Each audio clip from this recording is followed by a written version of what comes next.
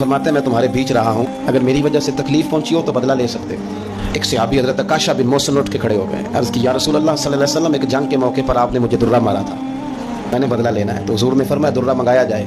हजरत बिलाल गए, सैयदा फातिमा के घर दुर्रा ले लो। सैयदा पाक रदी अल्लाह तआला अन्हा फरमाने लगी बिलाल दुर्रा और इस कैफियत में? तो कहा अम्मा जी ये मामला है, बीबी साहब ने दोनों शहजादे साथ भेजे। लगी अकाशा से कहना मेरे पुत्र दोनों हाजिर हैं, 100 दुर्रा मारे।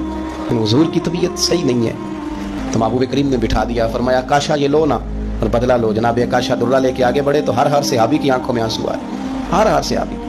करीब आके कहा हुजूर कमर से कपड़ा हटाइए, मेरी पुश्त, उस वक्त उस पर कपड़ा नहीं था, नंगी थी जब दुर्रा लगा था। हुजूर ने कपड़ा हटाया तो जनाब आकाशा ने दुर्रा दूर फेंका और हुजूर की कमर मुबारक को चूमना शुरू कर दिया।